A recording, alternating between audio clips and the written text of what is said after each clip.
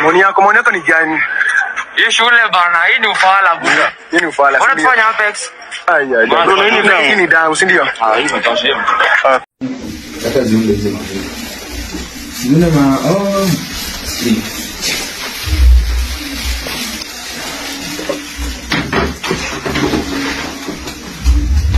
Hadi mali kwa tu. Masha.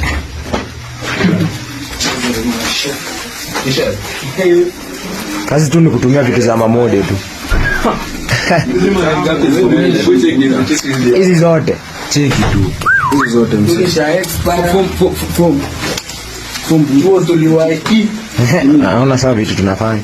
Tuliwahi. Tunakula vitu za mamode, popcorn na mayai. Kuna nyama hapa bwana.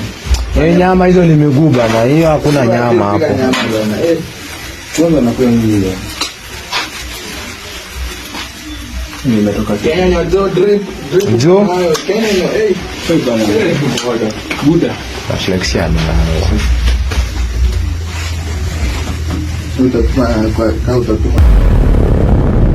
Students of Litein Boys High School in Kericho County have been arrested following the Sunday night unrest where the students went on rampage, burning down classrooms and vandalizing offices.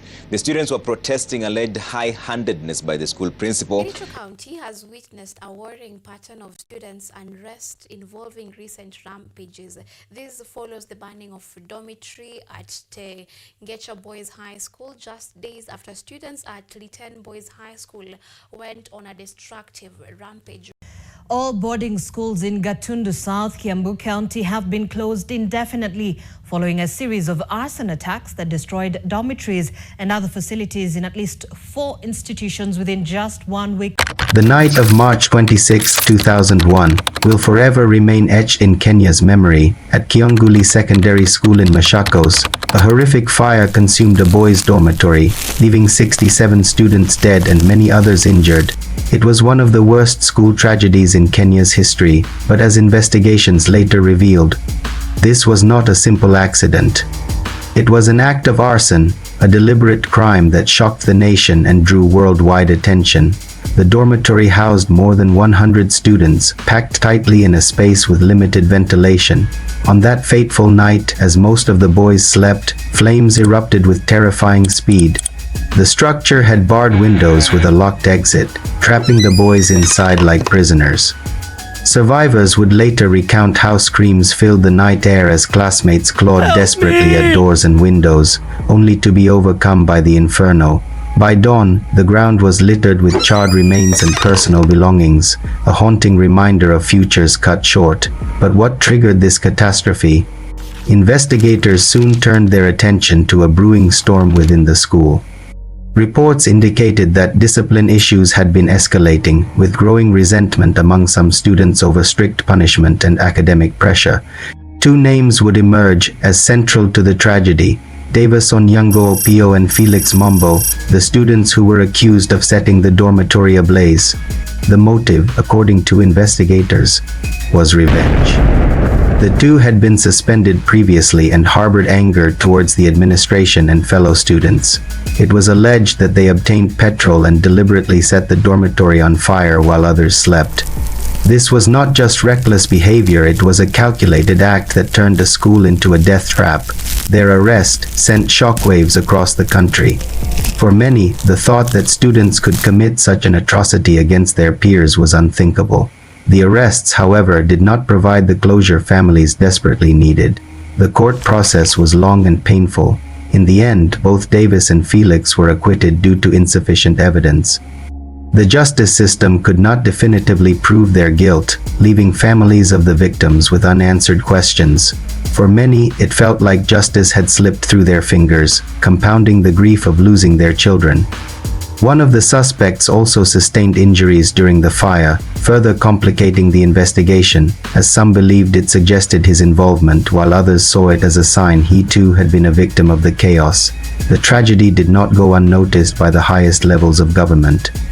President Daniel Arap Moi personally visited the school, walking among the ruins of the dormitory, visibly shaken by the scale of the disaster. His visit was a symbolic gesture, but for grieving families, it brought little comfort. Parents grieved and wailed as they searched through ashes for any trace of their children. Communities were devastated. Entire villages plunged into mourning as multiple families buried sons who had been their hope for the future. Internationally, the story made headlines. Kenya was thrust into the global spotlight, and questions were raised about school safety across Africa.